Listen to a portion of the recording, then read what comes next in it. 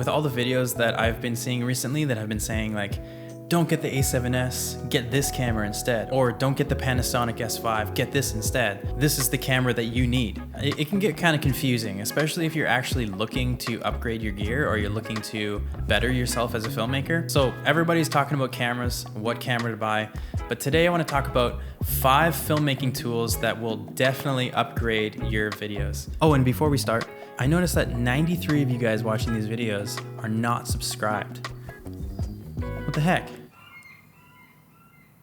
These seagulls are nuts right now. They're just so loud. If you wanted to get the A7S III, buying all of these things are very important to your filmmaking career, and they will cost cheaper than this camera, which is crazy.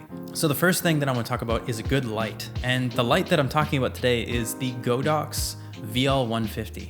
This light has helped me in so many scenarios. And even when I've worked for other agencies in the past, I always recommend this light because it's cheap, lightweight, and it's very powerful. And this light paired with the softbox, you can get some very beautiful light, especially if you live in a place without a lot of natural light. It can really help you film your videos at any time of the day. And this light is honestly so portable. It comes with a really nice case that you just zip up. Having a good light or good lights is very important, and I think that as soon as you start using and getting to know lighting, it'll really change the way that you film, and you probably won't ever film without lights ever again. I would also get a good light stand, like a nice air cushioned light stand, something that goes as high as 9 feet or above. So the second thing I want to talk about is a good set of lenses. Lenses are very important because you're going to keep them for a very long time, especially if you get good lenses. You know, you're going to be holding on to those lenses probably longer than the camera itself. First lens I want to talk about is a standard zoom lens, like a 24-70.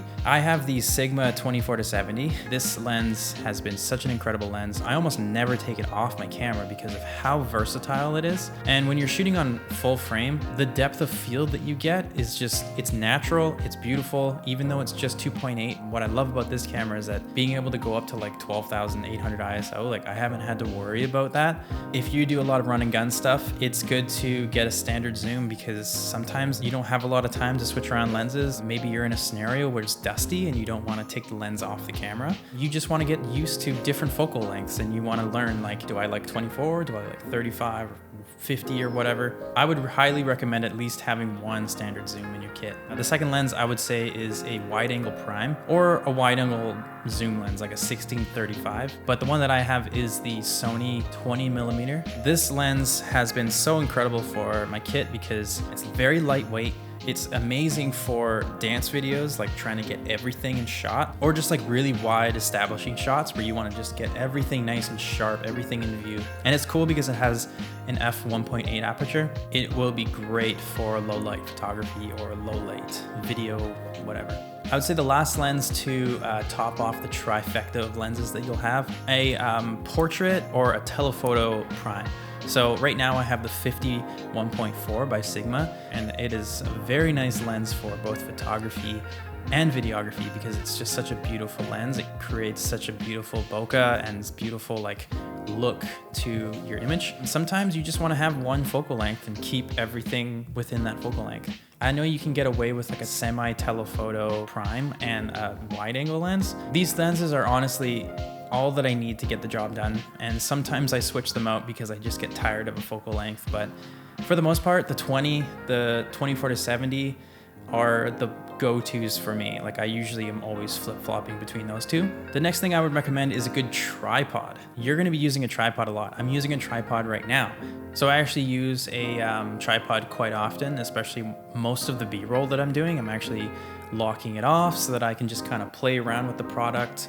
Or if I'm doing a talking head like this, it's good to have a solid tripod that you can use and just kind of carry around just in case you need to lock off a shot. Getting a good tripod head is also very good because some of these tripods have those little ball head things that swivel around. I would recommend getting a video head where it has like the handle so you can easily lock in and get the exact angle that you're looking for. A good monitor is actually very important too. So sometimes I won't go with a monitor because it can be a little bit cumbersome or a little bit heavy, but for the most part, having a monitor is really nice because it just lets you see everything so perfectly. It helps you compose your image properly.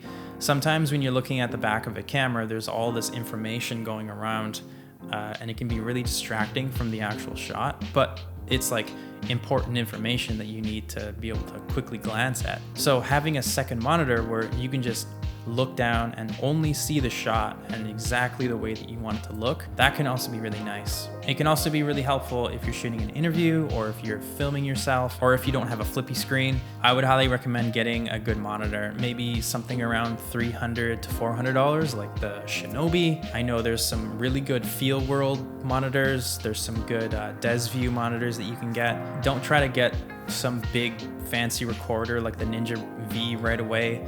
I would just try to get into having a monitor and like figuring out if it's actually something you want. The last one is subjective, but I would say looking into getting a good gimbal. You know, like I have the Ronin S2 and it has been such an incredible gimbal for me. You know, the trendy thing right now is to do everything handheld, but I still love a good gimbal shot. I just did an engagement shoot recently and there was this one specific walking shot that I wanted to get. I wouldn't have been able to get that shot handheld. I mean, I could have, but it just would have been very like shaky and all over the place. Being able to get this shot was really nice. And for me, I do dance videos. Shooting with a gimbal is very important for me because I need to have that cinematic, very push in, like smooth, focused on the dance kind of shot.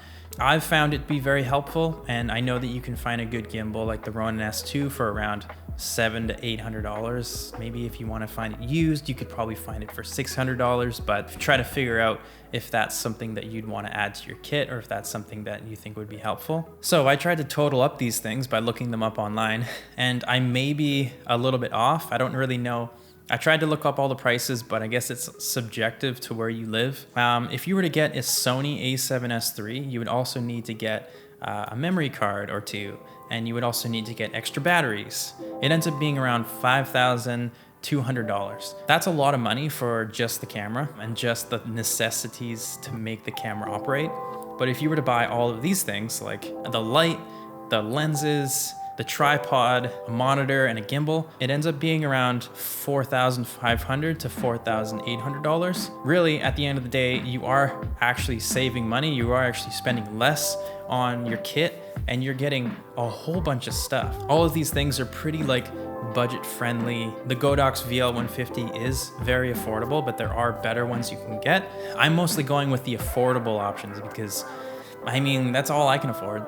I'm not gonna recommend you the 24 to 70 that's $3,000. I'm using stuff that's affordable to me. I'm still using tripods that are pretty good. You know, they're not amazing, but they work. I think that as long as you have the right gear, you can get the job done. So if there was some extra bonus things that I would recommend, I would say get a good multi-tool, like the small rig multi-tool, something that you can use to attach cages, you can attach tripod mounts, you can just like use it for practically everything. I use mine like every day. Anytime I film, I always have to screw something on. And then also a good microphone, something that you can use to record your voice. You know, I would recommend any of like the Deity microphones. Right now, I actually have the Rode VideoMic Go, which is like pretty good. But I heard that a lot of the new Deity microphones are pretty good too. So that's pretty much it. If you guys have any questions, leave a comment down below. And once again, don't forget to subscribe because I am going to be trying to release more content more often, and you want to stay up to date with that because I want to help you guys out. I want to help you save money. I want to help you buy the right gear so that you can better yourself as a filmmaker or as a photographer. And yeah, that's pretty much it. So I'll see you in the next one. This would be the stabilization test. The A7S III versus the R7.